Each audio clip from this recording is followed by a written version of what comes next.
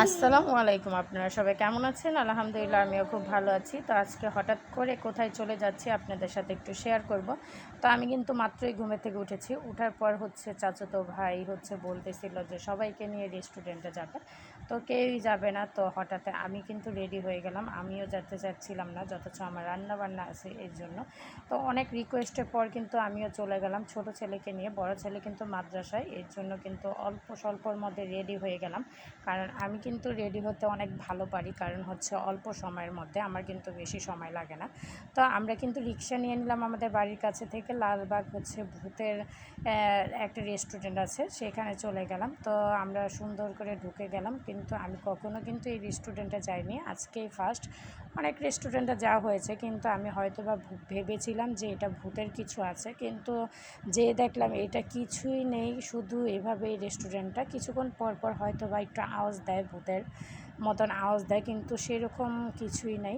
কিন্তু আমি ভেবেছিলাম যে ভূতে খাবার দিবে, ভূতে এসে হাউমাউ করবে, এগুলা কিছু ধরনের জিনিস।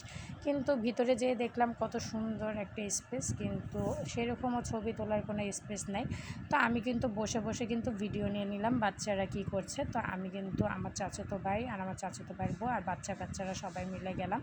কিন্তু চাচাতো বোনও কিন্তু গেল না, যথচ ও টিউশনিতে ছিল এই জন্য। তো এরকম টাইমে গেলাম, তো কেউ কিন্তু যাইতে চাচ্ছিলো না, কারণ বিকেলবেলা সন্ধ্যা হলে হয়তো বা সবাই গেলাম।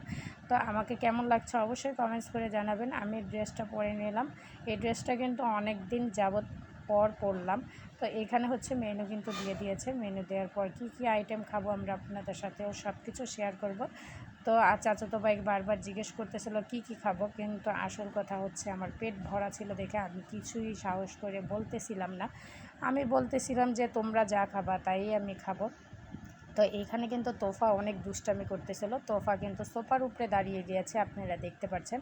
আর আমি শুধু বলতেছিলাম বসো বসো, কিন্তু ওরা বসতেছিল না, অনেক দুষ্টামি করতেছিল। আর আমি কিন্তু এখানে বসে বসে একটু ঢং করে নিলাম, কারণ রেস্টুরেন্টে আসছি বলে কথা।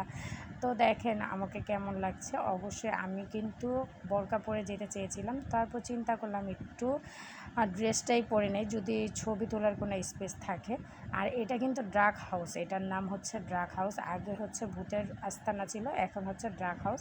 তো ও এখানে আমাদের খাবারের আইটেম একটা একটা করে আসতেছে। তো এখানে আসার পর ওরা বাবুরা সবাই মিলে খাচ্ছে, কিন্তু এই আলু চিপসটা খুবই ভালো ছিল, ফ্রাইটা আমার কাছে ভালো লেগেছে, অনেক গরম গরম ছিল।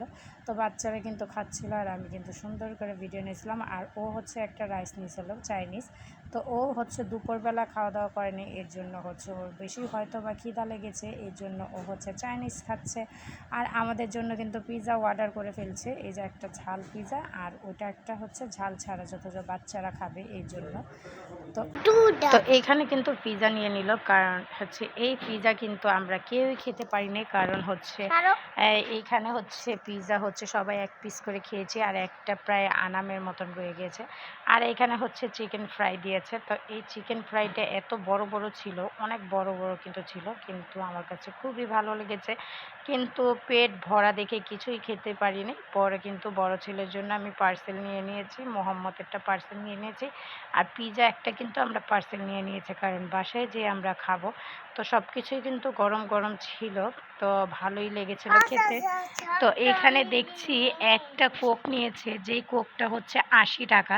সেই কোকটা কিন্তু আমাদের কাছ থেকে নেওয়া হয়েছে 150 টাকা।